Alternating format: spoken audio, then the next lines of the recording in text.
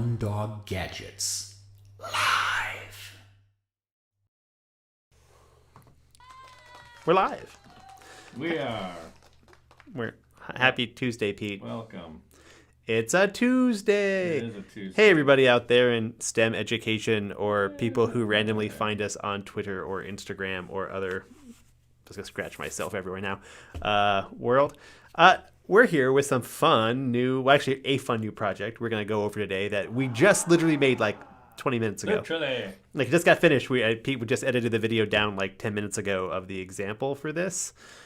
So we have a cool project, a microbit project for Halloween.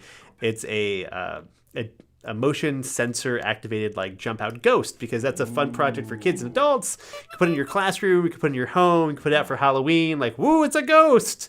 Be scared. Or you could, if you want to, you could make it a COVID-19 like bacteria. No, it's a virus. Ugh, I'm a horrible science teacher.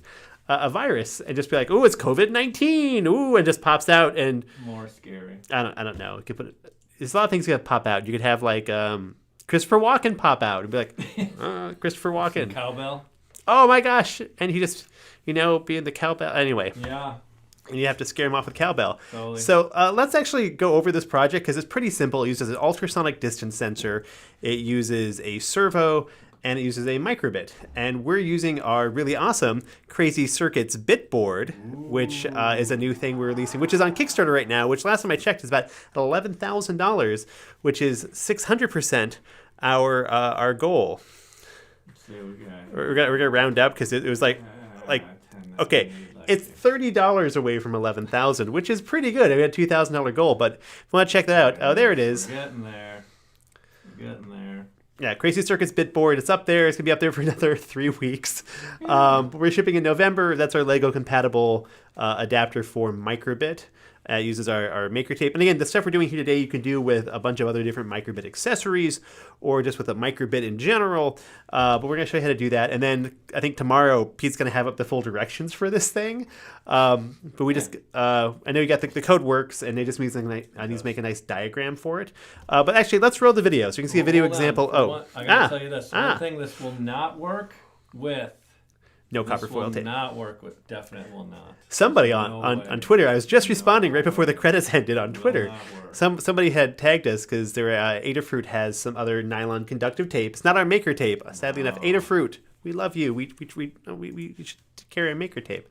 Right. And they were out, and someone said Brown Dog Gadgets has. I'm like, yes, we do, because if you want to try out our cool nylon conductive tape, we'll give you a sample for free, teachers and librarians. That's right, we'll send you a free little sample of it. Like 16 feet to try something out. You know what that is, Pete? That's like several dollar value. Yeah. For it's free. 5 meters, but it's 5 meters, which is 16 feet, which is more impressive sounding. Right. Anyway. You want me to play the video I just finished? Oh, also, if you like what you see here today and like why are these guys rambling, check us out on social media. Doo-doo. We are there. We're posting projects, a ton of the microbit time. projects lately, amongst other things. All the time. Even when other people are cutting their cool project development We refuse. education. Yeah, we refuse to like fire a portion of the staff. Maybe the dog. Chips, you're fired. He's a bad Springer Spaniel. We're gonna roll the video now. This is the Ghost Pop-Up Ghost project. Okay, Here we let's go. see if this works here. I'll stick. Whoa!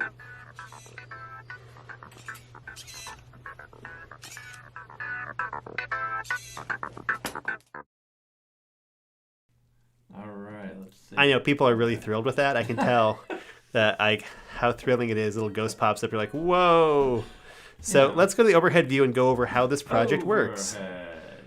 Thumbs up. I'm gonna readjust this chair and move the dog. Oh, he's not under me right now. He's under Pete, office dog. So this project, we've done it on Lego because we have our Crazy Circuits bit board. Those are just legs, so I could flip it upside down. Oh, okay. I'm gonna take these legs off then, Remove those. like the ZZ Top song. Legs. Maker Block is back, and he is thriller, like scary. Michael. I mean, that was quite the quintessential thing. Okay, this thing is just going everywhere. So let's go over what's on this table in front of us. So first and foremost, we have a microbit right here. We're gonna unplug this. Yeah. We're gonna plug this. It's just. Oh no. Oh my god, I break everything. We got a microbit right here. Thanks. We do. Have Thanks. one. We got a microbit and we got our Crazy Circus Bitboard, as you can find on Kickstarter right now. Oh, and our website. Save up to 40% right now when you back our project. Doo-doo. And our Bitboard just makes it very easy to plug in the servos that we need, the sensors that we need, and using the conductive tape that's running out to our LED out here. So we've got the Bitboard here on a Lego plate. You could do this on just cardboard too, that's fine. We have one of our Lego compatible servos right here, which we use for all sorts of projects. Again, we like Lego because it's a good building material. It's nice and rigid, and we have a bunch of it. But then you can do this on cardboard with a regular servo. We've got cardboard going out here. We've actually got 2 LEDs, as you saw in that video, for the ghost eyes. Now, we could have just had them on, but we had it have this tape coming out here hooked up to the microbit so that the eyes flash back and forth. So we have 3 lines here. A common ground, I would imagine, Pete. Ground's in the middle. Ground's in the middle. And then we've got our 2 pins there. I guess we're using pins Flexible 8 and 7. connections. Yeah, it's a flexible connection is what it is, because it's just tape. And we're using 1/8 inch or maker tape here. And we have a little distance sensor right here, a little ultrasonic distance sensor that you frequently find in all sorts of things, including our classroom sets. And we have a AA battery pack down here that's plugged into our Bitboard. Little JST It's connector on the hidden end. behind the Lego. Yeah, we hid it behind the Lego. We attached this to the wall with some tape. Hey, Because what kind of tape? It was gaffer's tape. Best kind of tape. Gaffin. Josh, we got a question already here. What do you think of this? Why, that is correct. I would say things that also work with a Frankenstein monster, or Frankenstein, which would be Dr. Frankenstein. He's scary too. It's Frankenstein's monster. Right. I mean, that's you got to make sure you get there. Who's the real monster? That's the question. Because I mean, people have sweatshops in Asia, I imagine. Billionaires. Werewolves, Gremlins from the movie Gremlins, possibly Gremlins 2. Oh, Mogwais. Mogwai? No, they're too cute. Okay. Again, COVID virus pop-outs would be okay. Paper bags. Gene Simmons from Kiss would also work well. I mean, he's going to pop out, rock and roll all night and part of every day. Paper bags, I think. Gene Simmons, the athletic Gene. dude, Right. would also be another person to be like, Gene Simmons. Yeah. Let's see, who else might be scary? Again, Christopher Walken might scare people. Yeah, he might. I mean, there was that show about him, The Walking Dead. He is. Yeah, he is. That Sometimes. was a horrible pun. Yeah, hold But on. oh, sad trombone. No, rim shot. Let's do sad trombone too, just to mix it up a little. Or cats, or a goat. So really, you could put anything. Anything on the and again. The thing is, we added some blinking LEDs onto this ghost because we thought a lighting effect as well would be very interesting to do. You want to take this further, you could in fact also wire up a piezo speaker to here to do a little sound effect. You could wire up, we've done for like one of our other projects, our HAL 9000, a MP3 module, which we have directions for, or we are building that. And you could do a spooky sound effect with it as well, because that's a very easy way to run a quick MP3 file or two off of that. And those are like $6 each on Amazon. You spend more on a little speaker to plug into it if you don't have like a little computer powered speaker. But this is just a good example of doing a hybrid situation. We're using cardboard, we're using a distance sensor, we're using conductive tape, and we're using Lego in all sorts of one project here. Yeah. Now, I suggested this to Pete a few days ago because Halloween's coming up. We need some Halloween projects because we always forget about it till like the day before Halloween. Yeah. Because Pete had years ago made a version of this where it was a little goat popped up on a little goat popped up from PUGC, pop-up goat controller. there we go for the Milwaukee Makerspace, and it was a little cardboard cut out of Milwaukee Makerspace with a print on there. And then the goat would just pop up goat. Yeah. But it was quiet. And just like, why is there a goat? And people were like, why not? It's the Makerspace. Does anyone go there anymore with COVID-19? Is it open? Yeah, it's to members. Oh, that's good. Milwaukee Makerspace, where we used to do all of our laser cutting before we bought our own laser cutter. It's a nice place. Yes. It is. No dogs allowed. Sorry, Chips. You can bring your dog. Oh, really? Well-behaved dogs are allowed, yeah. Therapy dogs, whatnot, yeah. Be respectful of others, that's all. He's kind of an anxiety-inducing dog, Yeah. but... anywho, but you could do this in a lot of different situations. You could do the same thing with a Lego project as well. If you wanted to say do this all out of Lego, you could easily add a Lego arm here, add a Lego ghost or some other Lego thing off the end. We actually thought about doing something like this with our Ghostbusters scene that we had posted a little bit ago. Yeah. In our Kickstarter video, we have a little a street corner with a Ghostbusters. Actually, it's over here. The Ecto One. Kind of in pieces, yeah. This is from our last video, and had some lighting effects going on. We thought, hey, what have like a ghost pop up? And then we were like, yeah, for video's sake, that doesn't really work for the video we're going for. We had other things that were moving and servo-y. But it's a pretty easy thing to do. Pete, since you built this project, I mean, I think you had this, like, the code working for this really, really quickly. It was just getting all the wiring up. Yeah, the code's pretty simple. There's one thing. Every now and then, I used a Sonar library for the sensor, and every now and then it would return a value of 0.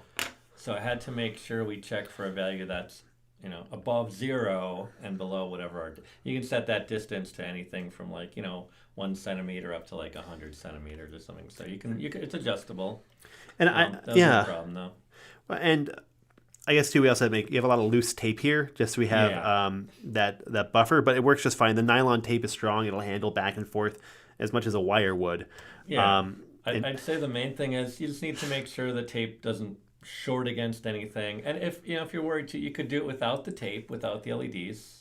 You could just do a ghost. You could do maybe a thumbs up hand that comes there you up go. or something, anything, Sometimes you need like a little encouragement. You're just like, it pops up, it goes high five, and you're just like, don't hit it too hard, I suppose not. Now, one of the things we were researching when doing our Crazy Circuits Bitboard, again, found on Kickstarter, save up to 40%. We want to get to 20,000. 20,000 would totally help pay for things, because COVID's hitting everyone in the STEM industry pretty hard. Yeah. It's been some interesting emails I've been getting back and forth with other companies. But so typically these little ultrasonic distance sensors, which you can find tons and tons of places, they're really common. They've been around for a while. They're super well documented, and they're really easy to use. Yeah. They typically run off 5 volts. However, the microbit runs off 3, which is why we're using a 2 AA holder. And sometimes you run into issues when you're powering a 5-volt item like this at a lower voltage. Yeah. It doesn't always return good values. We read a lot of articles where people had documented hard data on the accuracy of these guys at a lower voltage, or like at 4 volts and then like at 3 volts. And it's not as accurate as 5 volts, but looking at the data, it was like, well, for kids projects, for most things, like you're not trying to get like exact within like a 10th or a 100th of a decimal point there. Right. You're just like, oh, we're activating something that's within 20 centimeters, 50 centimeters. Yeah. And even when we hooked this guy up to a 7-segment display through our microbit, we were getting really, really, really good, pretty darned accurate measurements against a ruler, and displaying to the 7-segment display how many centimeters was it, and we had a ruler and just our hand, and like, yep, that's pretty spot on, like plus or minus a centimeter at most. So if you ever worry about using a distance sensor like this guy, a 5-volt one, don't be. You can find a 3.3 volt version of this. We did look and find them, but they're weirdly more expensive to get because they're not as common. Yeah. And we're like, unless you need like super, super great accuracy, which these are not good for. If you want like super precise accuracy, you want to get like a laser distance device. Yeah. And these are it's basic sonar. But Josh, I want to say the first sensor I ever saw like that was made by Parallax, and I want to say it was like $30. This was like more than 10 plus years ago. Maybe. Oh, yeah. And like these are much cheaper. Parallax dominated the sensor market for quite a while, and they made good things when nobody else was, to a market that didn't have any other options. But now, I mean, these are coming off factories over in China by the tens of thousands an hour, and you can find them in pretty much every Arduino kit, on Amazon or whatnot, and they're pretty darned reliable. Pete also made a nice 3D print Lego enclosure for this as well. Is that up on the website, Pete? No, I'll have to get those files together. Yeah, we kicked around a few different 3D printed Lego adapters for things, because we have a little 3D printer here in the shop, like many schools do, and sometimes you need like a little specialized part or something that can adapt this into the Lego system pretty easily. And that seems like a nice, easy way to take things a step further. And Pete's pretty handy at cranking out some adapters with the Lego studs on top and receptors on the bottom. And Josh, because as you can see, you're holding it now, you can kind of tape it down, but if you want a solid angle, you got to stick it into something or tape it to something or rubber band it. And the little holes in the corner are they're so small. They're like 2 millimeter holes. Yeah, they're like M2. You can't find screws that small without special ordering things.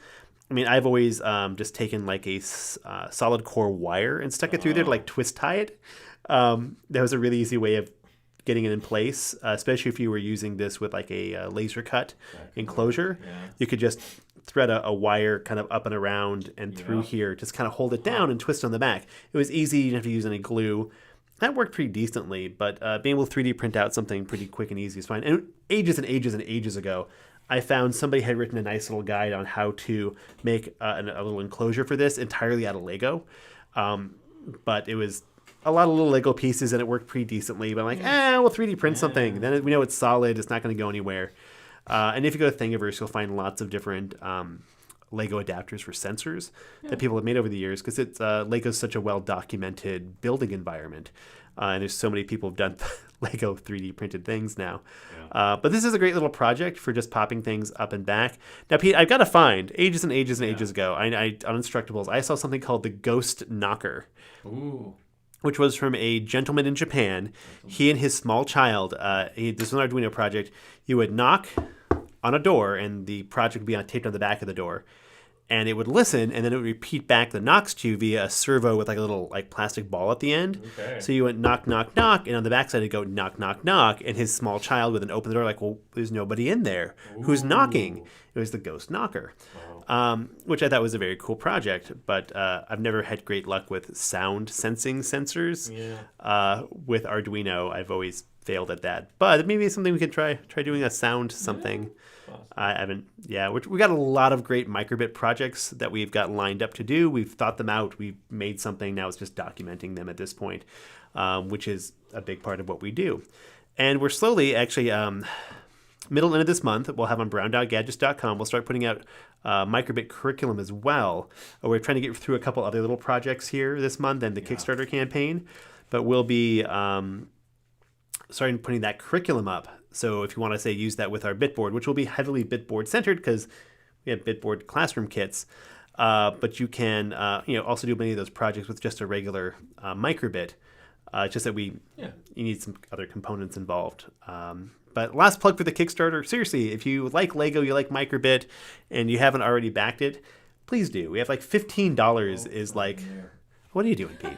I don't know what's. Gonna show them the Kickstarter there.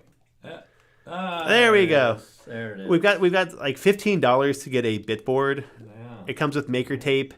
It comes with we have some early bird pledges left. I think you have to scroll the other scroll bar because Kickstarter is. Is it out of the $15? Oh, it is. It's no longer available. What are you Okay, it's $20 $20 now. to get a Bitboard, but Money. it comes with conductive tape, a right angle USB cable, a AAA battery, it's a AAA battery holder with a JST connector on there. Sorts of good stuff. Comes in a little case because we like little cases. All these things you can make. Yeah, we got some cool stuff on there. Yeah, we just did a guide on Wally. That's live now. Oh, there's our Ghostbuster scene. Oh yeah, the Ghostbusters. We got so many things to show off. Anyway, Lots of good stuff there. There's on that note, that's what you can get, right? oh yeah, there we go. So seriously, back us on Kickstarter. Really appreciate it. It's a great project. If you're already doing microbit stuff, and if you're doing any remote learning with kids, you're wanting to get into microbit stuff, and you're a Lego fan, which I think most people who are makery people or want to get into this stuff probably already have a passing like of Lego to begin with, or you have Legos already. It just makes for a really great building environment instead of using breadboards. Thanks, Andrew. High fives for all, which we could build a high five device. Yeah, We could. you got it. That and the hand that Pete wants to make. We can do that. We have some, usually more projects than we have time for as other things come up. But definitely highly recommend doing this or grabbing one of these because they're cool and we'll be shipping them in November. And why not? It's microbit, it's Lego. There's really nothing else out there that does this level of integration with Lego the way we do. Yeah. So plus Maker Tape. Everyone gets Maker Tape. Oh, if we hit 15,000, our stretch goal is 15. Yeah. Everyone gets a free roll of 1/4-inch Maker Tape. Oh, nice. Because why not? That's for the next 23 days, is that right? Yes. All right. We've got 23 days to, I think we get like $300 a day, which is fine. Oh, look, it's Ben Nelson. We've got a question here from this viewer. Nelson. Oh, could it, I don't know, would it work?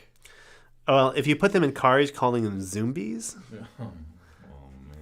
Okay, hold on. There we go. Oh, or you could do like little robot, like undead robots, called them Zoombas. Not Roombies. Roombies? There we go. We'll have to workshop that one. Okay. But yes, Ben Nelson, our favorite Nelson. Easy. I like the full Nelson. Don't tell him. But yeah, it's a good project. Ben helped do all the video. Actually, did all the video shooting. Didn't help. He did all the video shooting and editing. So anyway, on that note, thanks for watching. We'll be back tomorrow with some. No, actually, won't be back tomorrow. Back later. But thanks for watching. We really appreciate it. Back later. All right. All right. Bye everybody. Everyone. Thanks for watching. Please visit browndoggadgets.com for parts, projects, and curriculum. Follow us on social media at Brown Dog Gadgets. Check out our live streams at Facebook, YouTube, and Twitch.